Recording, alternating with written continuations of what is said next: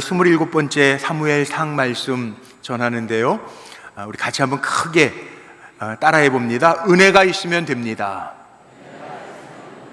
아멘. 믿으십니까? 예, 우리는요, 은혜가 있으면 돼요.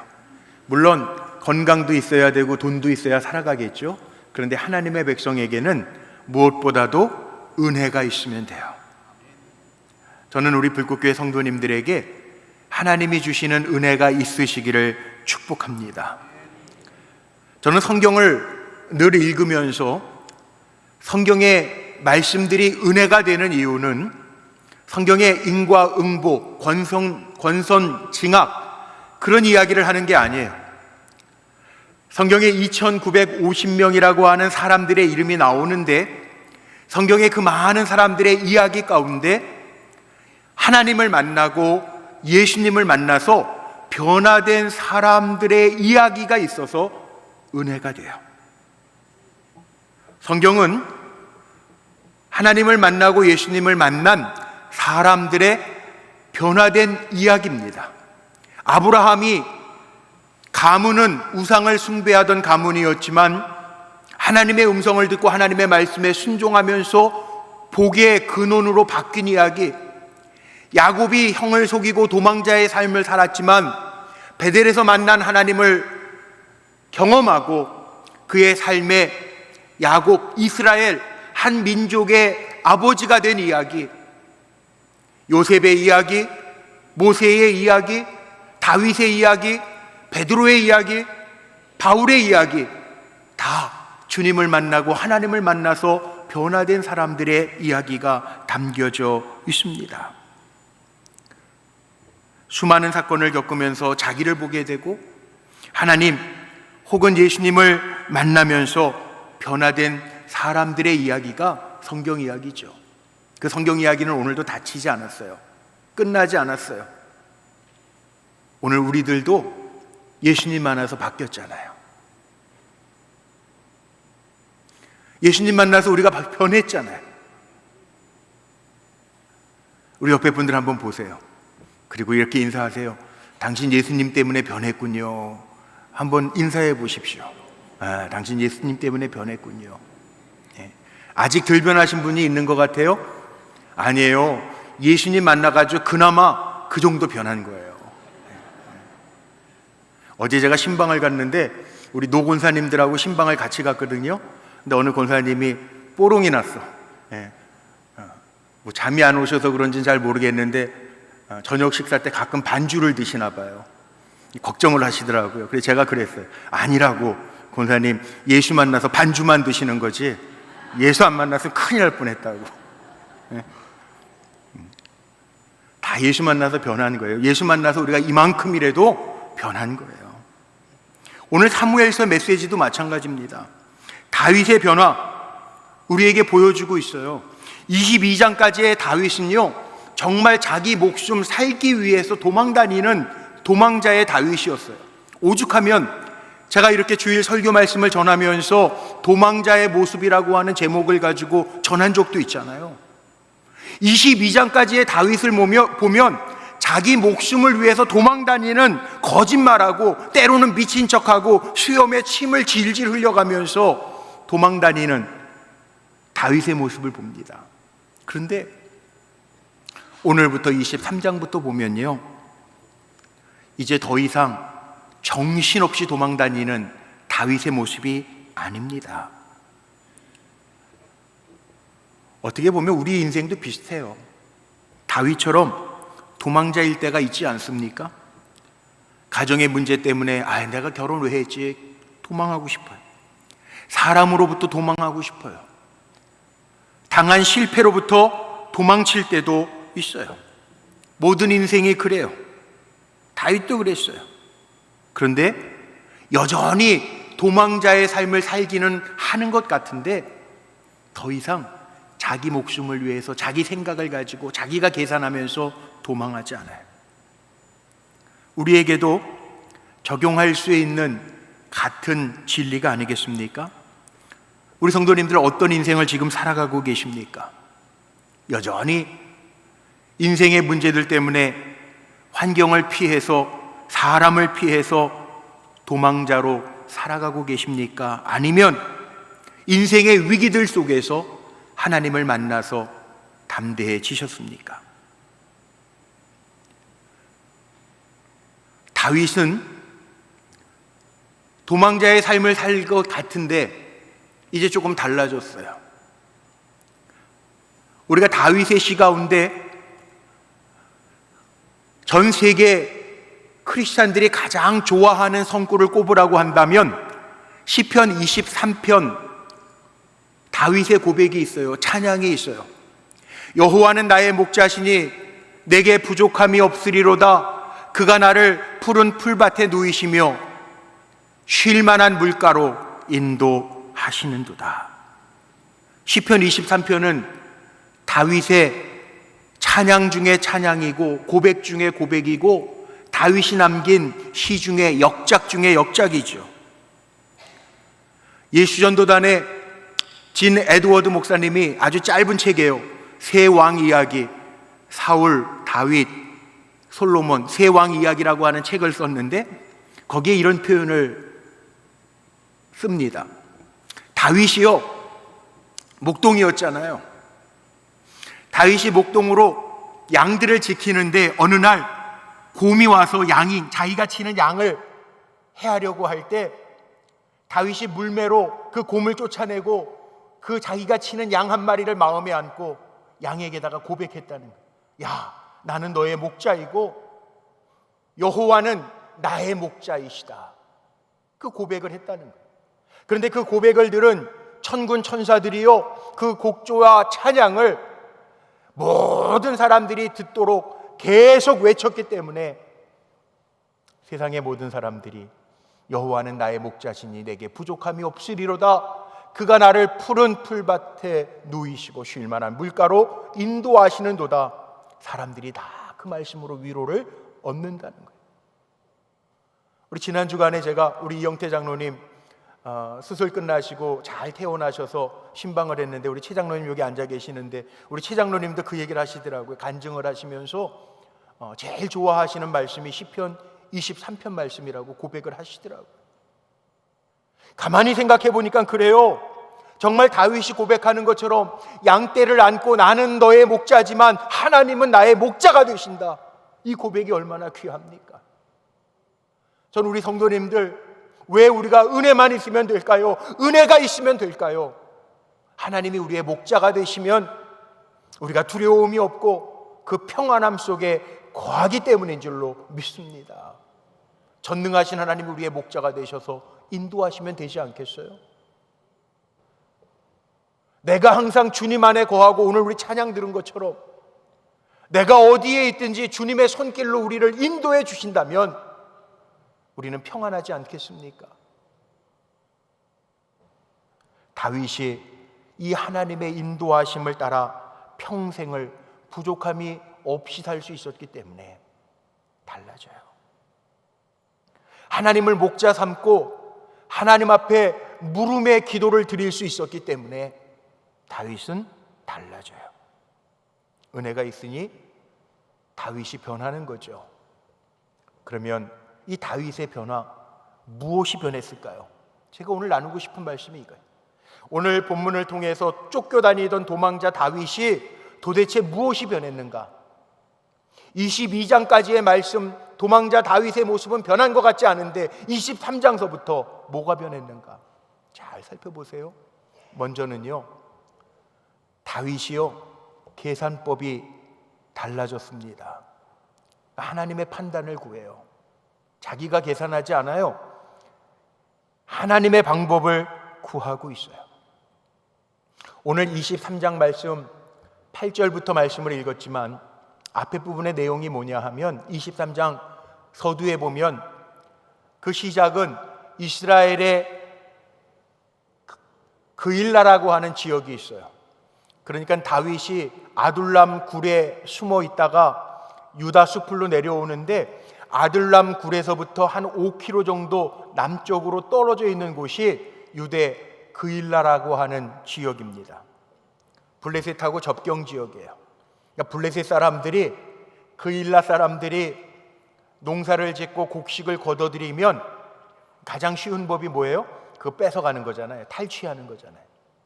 그일라 사람들 지역에 블레셋 사람들이 쳐들어와서 타작마당에 있는 곡식들을 훔쳐갑니다. 다윗이 이 소식을 듣는 거예요. 유대 사람들이 이 블레셋 사람들에게 곡식을 빼앗기고 형제들이 위기를 당한다라고 하는 소식이 다윗의 귀에 들려질 때 다윗이 하나님 앞에 묻죠. 하나님, 여호와여, 내가 그일라로 올라가서 그들을 도울까요? 물어봐요. 다윗의 현재 상황은 바뀐 게 없어요. 도망가는 거예요. 지금 다른 사람을 도와줄 만큼 다윗에게는 여유가 없습니다. 여전히 도망자 신세고요. 사울에게 쫓기고 있는 신세고요. 아둘람 굴에서 유대 숲으로 들어가서 숨었던 신세예요. 그런데 그일라 사람들이 블레셋 사람들의 침공을 당해서 어려움을 겪고 있다라고 하는 이야기를 듣고 하나님 앞에 묻는 거예요. 사람들은, 다윗을 따랐던 사람들은 가지 말라는 거예요. 지금 다윗이 누군가를 도와줄 형편에 있는 사람이 아니라는 거예요. 지금 사울에게 쫓기는 신세가 되어서 노베에서 가드로 도망가고 가드에서 아둘람굴로 도망가고 여기까지 왔는데 그일라로 올라가서 블레셋하고 전쟁하면 사울 왕에게 쫓기는 당신이 지금 어디에 있는지 다 노출이 될 텐데 가지 말라는 거예요. 그랬던 다윗이 달라집니다. 더 이상 상황에 따라 움직이지 않아요. 노베 갔을 때에는 아비멜렉 제사장을 속이죠. 내가 너무 급하게 왕의 임무를 수행하기 위해서 칼도 안 가져왔다고 속여요. 도액이라고 하는 사울의 부하가 있는 걸 알고 아둘람굴로 도망가기도 하고 가드로 도망가서 미친놈처럼 미친 행세를 해요. 심지어는 22장 마지막에 보니까 노베 제사장 85명이 도액의 칼에 죽임을 당해요. 근데 다윗이 뭐라고 그러냐 하면 사무엘상 22장 22절 말씀에 보니까 이것이 다 내 탓이로다. 다윗이 고백합니다. 내 탓이라는 거예요. 내가 살기 위하여 상황을 쫓아 따라다니면서 거짓말하고 미친 척하면서 다니다가 엉뚱한 제사장들이 85명이나 죽었다. 다 내 탓이로다. 그리고 나서는 자기의 판단과 인간적인 실수가 이렇게 큰 문제를 만들어낸 것을 깨닫게 되고 다윗의 계산법이 달라져요. 이제는 하나님의 판단을 구하기 시작합니다. 자기가 미친 척하지도 않고 하나님 앞에 물어요. 하나님 어떻게 할까요? 그일라로 갈까요? 내가 그일라에서 블레셋과 싸울까요? 사울이 이 소식을 들었는데 사울이 나를 잡으러 내려올까요? 하나님 앞에 물어봐요. 자기의 머리가 아니라 하나님 앞에 묻고 있어요. 달라졌어요. 우리는요, 한계가 있는 사람들이에요. 기억하세요. 내 계산법에는요, 답이 없어요. 아무리 아둥바둥거려도요, 내가 계산하는 거에는 정확하지 않아요. 다윗이 이거 깨달은 거예요. 그래서 하나님 앞에 묻습니다. 사울의 계산법을 보면 7절 말씀에 보니까 사울은요, 다윗이 그일라에 있다라고 하는 소식을 접하고 하나님이 그를 내 손에 넘기셨도다. 상황을 보면서 하나님의 뜻이라고 생각을 해요. 우린 그렇게 살면 안 돼요.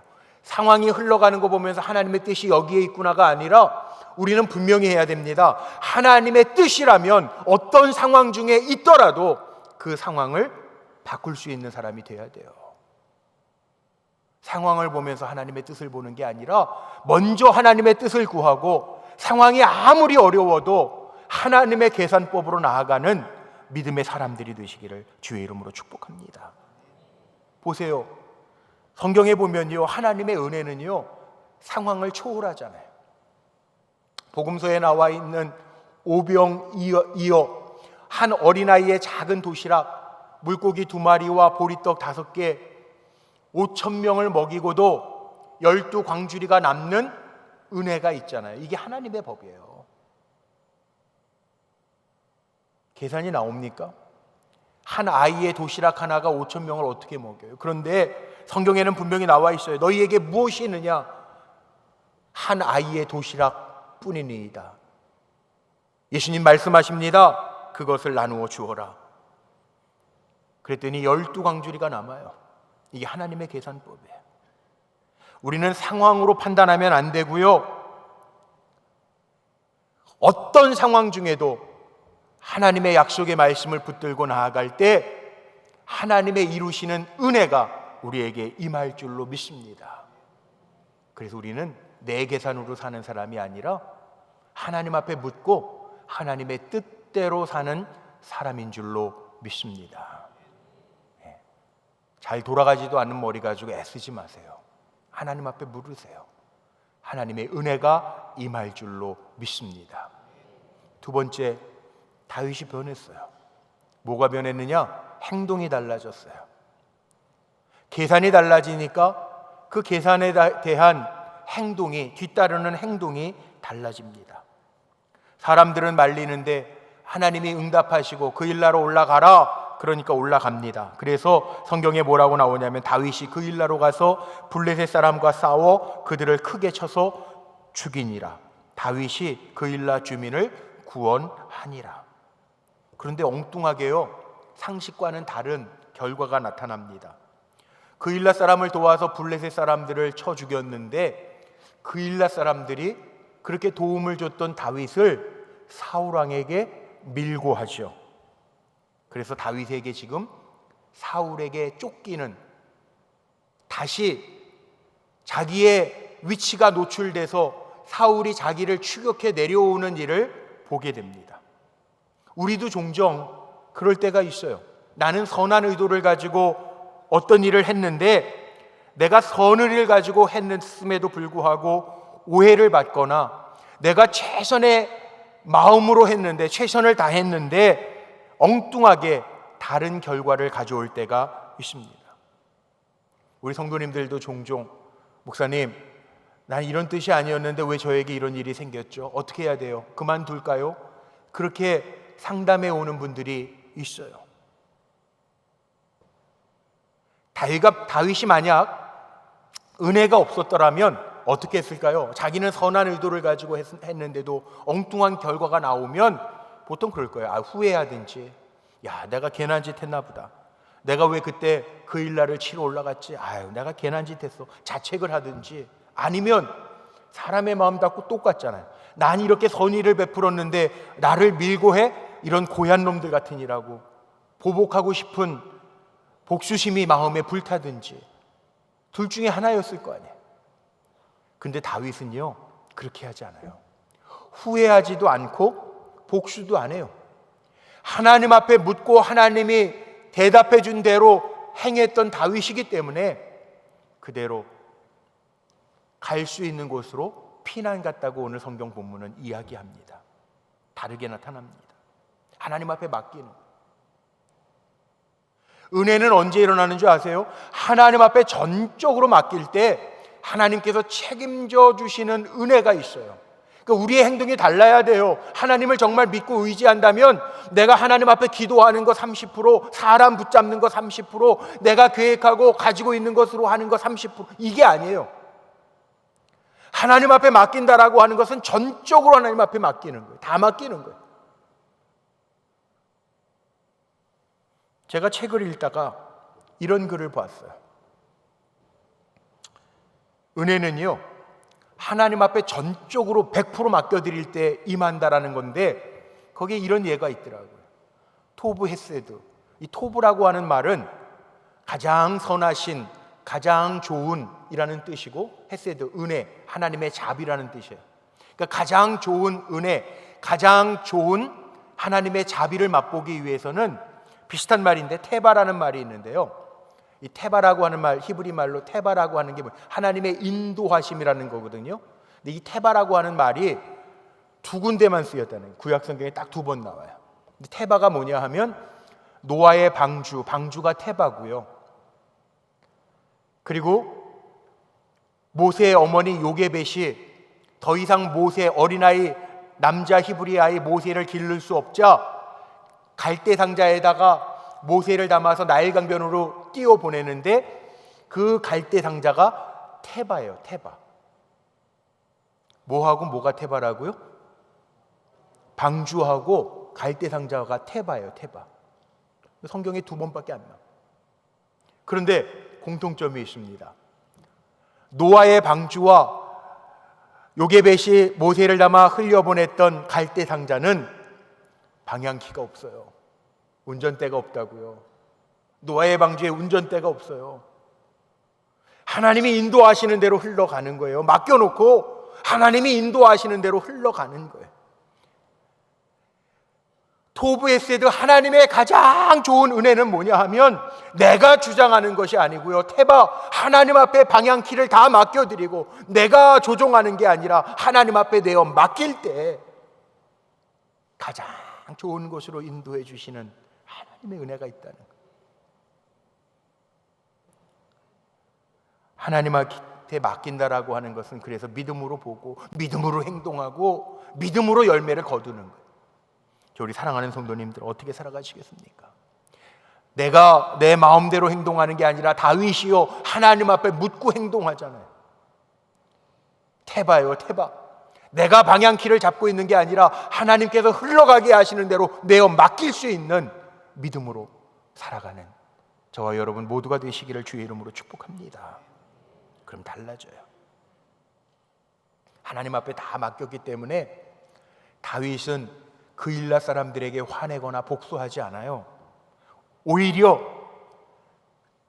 주님 안에 있는 다윗에게 그일라 백성들이 오히려 치근하게 보이고 긍휼히 여겨지게 되는 거예요. 야, 오죽하면 내가 그들을 도왔는데 오죽하면 왕에게 나를 밀고 하겠는가.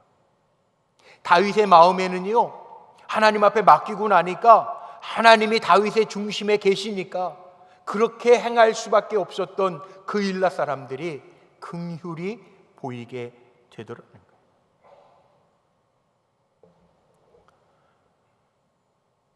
우리 불꽃교회 성도님들에게도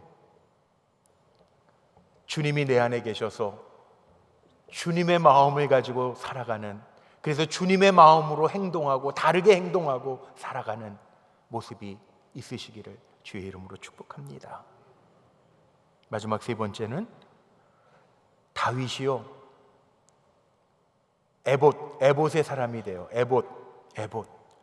계산이 달라지고 행동이 달라진 것뿐만 아니라 신앙이라고 하는 게 뭐예요? 사람 자체가 달라지는 거잖아요. 신앙생활 한다라고 하는 것은 뭐예요? 하나님 앞에 묻는 사람이 되었다라고 하는 거죠. 우리가 왜 기도합니까? 하나님 앞에 묻는 거잖아요. 하나님 어떻게 할까요? 하나님 앞에 묻고 움직이겠다라고 하는 것이 우리가 신앙생활이에요. 하나님을 바라보는 게 신앙생활 아닙니까? 하나님 앞에 묻고 그 뜻대로 살아가는 게 신앙생활 아닙니까? 그래서요 오늘 말씀해 보니까 뭐가 다른 게 있어요. 다윗이 도망 다니면서 자기가 피하고 싶은 대로 자기의 계산법에 따라 움직였는데 23장에 보니까 달라졌어요. 하나님 앞에 물어요. 계속 물어요. 오늘 읽지 않았지만 앞에 부분에 보니까 계속 물어요. 내가 가서 이 블레셋 사람을 치리이까? 2절에 보니까 이렇게 다윗이 묻고요. 4절에 보니까 다시 여쭙되 블레셋 사람을 치러 그일라로 가리이까? 하나님 앞에 묻고요. 11절에 보니까 그일라 사람들이 나를 그의 손에 넘기겠나이까? 하나님 앞에 그 위중한 가운데에서도 다윗이 묻고요. 사울이 정말 그일라로 나를 잡으러 내려오리이까? 하나님 앞에 묻고요. 12절에도 보니까 그일라 사람들이 나와 내 사람들을 사울의 손에 넘기겠나이까? 물어요. 다윗은요 지금 다른 신세계가 열렸습니다. 하나님 앞에 물어봐도 또 묻고 또 묻고 또 물어요. 말씀을 들어도 확실하게 확인하고 가요. 하나님 앞에 여쭙고 물었다라고 하는 이야기가 오늘 23장에 이렇게 몇 번이나 반복해서 나오고 있어요. 다윗이 진짜 변했습니다. 하나님 앞에 물어요. 더 이상 자신의 결정을 신뢰하는 것이 아니라 하나님 앞에 묻고 하나님의 뜻에 따라 움직이는 그런 다윗의 모습을 보게 되죠. 에봇의 사람이 되었다라고 하는 것은